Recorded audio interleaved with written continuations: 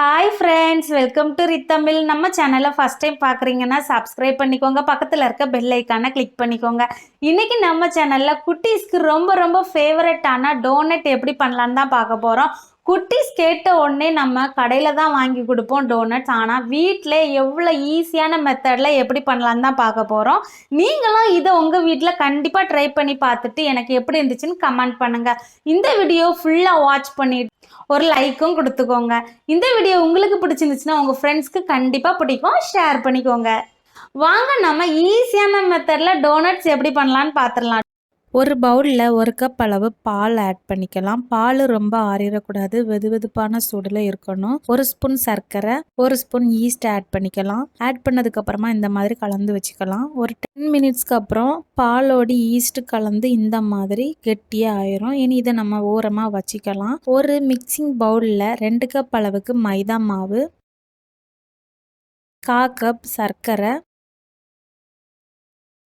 ஒரு முட்டை ஆட் பண்ணிக்கலாம். 2 ஸ்பூன் பட்டர் ஆட் பண்ணிக்கலாம். இனி நம்ம ஏற்கனவே கலந்து வச்சுருக்க ஈஸ்ட்டை நம்ம இதில் ஆட் பண்ணிக்கலாம். ஆட் பண்ணதுக்கப்புறமா நம்ம இதை நல்லா மிக்ஸ் பண்ணி விட்டுக்கலாம். மிக்ஸ் பண்ணி விட்டதுக்கப்புறமா இனி இதை சப்பாத்தி மாவு பதத்துக்கு இதை நல்லா நம்ம பிசைஞ்சு எடுத்துக்கலாம். தண்ணி எதுவுமே நம்ம ஆட் பண்ணண்டாம். இந்த மாதிரி நம்ம கலந்து விட்டுக்கலாம். கலந்து விட பார்த்திங்கன்னா இந்த மாதிரி மாவு ரொம்ப ரொம்ப சாஃப்டாக ஆயிரும். பாருங்கள் எவ்வளோ சாஃப்டாக இருக்குல்ல.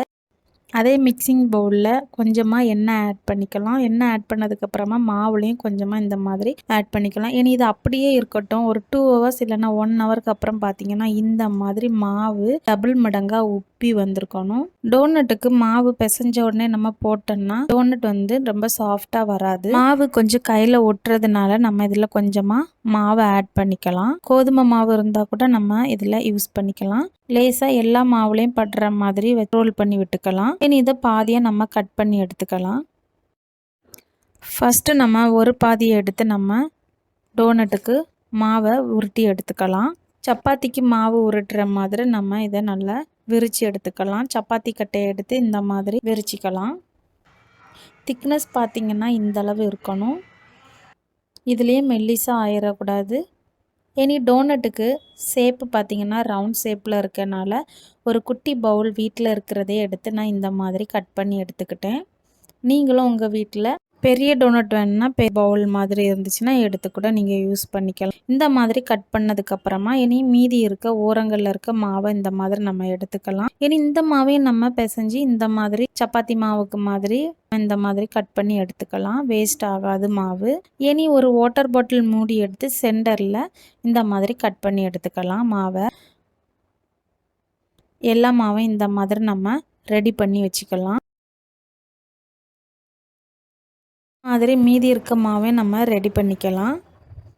ரெடி பண்ணதுக்கப்புறம் பார்த்திங்கன்னா எவ்வளோ மெல்லிஸாக இருக்குல்ல. இனி இது ஒரு 1/2 அன் ஹவர் கழித்து நம்ம பார்த்தோன்னா பாருங்கள் எல்லா டோனட்டும் இந்த மாதிரி உப்பி எவ்வளோ சாஃப்டாக இருக்குது. இனி ஸ்டவ் ஆன் பண்ணி பேனில் எண்ணெய் நல்லா காஞ்சதுக்கப்புறமா ஒவ்வொரு டோனட்டாக நம்ம போட்டு எடுத்துக்கலாம். ஒரு சைடு போட்டதுக்கப்புறம் பார்த்திங்கன்னா வெந்துடுச்சுன்னா அந்த சென்டரில் இருக்க சர்க்கிளில் கலர் சேஞ்ச் ஆகிறது தெரியும். நம்ம இனி இதை மாற்றி போட்டுக்கலாம். எண்ணெயில் உள்ள பபிள்ஸ் கொஞ்சமாக கம்மியானதுக்கப்புறமா நம்ம டோனட்டை வெளியே எடுத்துக்கலாம். இந்த மாதிரி எல்லாம் எடுத்தாச்சு. இனி மீதி இருக்குது தான் அடுத்த பேட்சை இந்த மாதிரி போட்டு எடுத்துக்கலாம். டோனட் பண்ணுறதுக்கு ரொம்ப ரொம்ப ஈஸி தான். ஆனால் நம்ம மாவு பிசைஞ்சதுக்கப்புறமா ஒரு 1 ஹவராவது நம்ம மாவை ஊற வச்சுக்கணும். அப்போ தான் நம்மளுக்கு டோனட் ரொம்ப ரொம்ப சாஃப்டாக கிடைக்கும். நீங்களும் உங்கள் வீட்டு குழந்தைகளுக்கு கடையில் வாங்காமல் நீங்களும் இந்த மெத்தடில் உங்கள் வீட்டில் கண்டிப்பாக ட்ரை பண்ணி பாருங்கள்.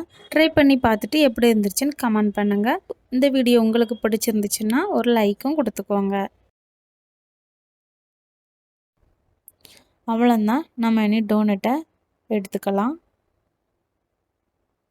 டோனட்டை சாக்லேட்டில் நம்ம டிப் பண்ணுறதுக்காக 1/2 கப் அளவுக்கு சர்க்கரை எடுத்திருக்கேன். மிக்ஸி ஜாரில் 2 கப் அளவுக்கு கோகோ பவுடர் இந்த மாதிரி பொடி பண்ணி ஒரு பவுலில் நம்ம ஆட் பண்ணிக்கலாம். 1/4 கப் பால் ஆட் பண்ணி இந்த மாதிரி நம்ம கலந்து எடுத்துக்கலாம். உங்களுக்கு கெட்டியாக வேணுன்னா கெட்டியான தன்மைக்கு நீங்கள் கொஞ்சமாக பால் இந்த மாதிரி நல்லா கலந்து விட்டுக்கலாம். ரொம்ப சாக்லேட் வேண்டாம் அப்படின்னா கொஞ்சம் தண்ணியாகவே நம்ம கலந்துக்கலாம். நம்ம இனி டோனட்டை டிப் பண்ணி எடுத்துக்கலாம். இந்த மாதிரி நம்ம எல்லா இதுலேயுமே நம்ம செட் பண்ணி எடுத்துக்கலாம்.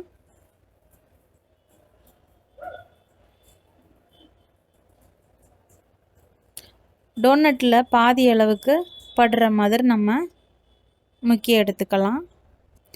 எல்லா டோனட்டுக்கும் நம்ம ரெடி பண்ணியாச்சு. இனி இதில் கொஞ்சமாக ஸ்ப்ரிங்கிள்ஸ் ஆட் பண்ணிக்கலாம்.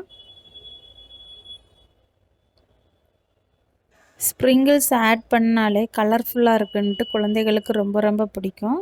அதான் நம்ம டோனட் ரொம்ப சூப்பராகவே தயாராகிடுச்சு.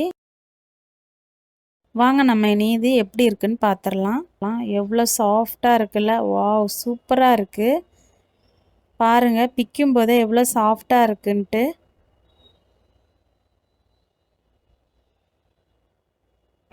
பார்த்தீங்களா? ஓகே நம்ம இனி சாப்பிட்டு பார்த்துடலாம். சூப்பராக இருக்குது. தேங்க்யூ.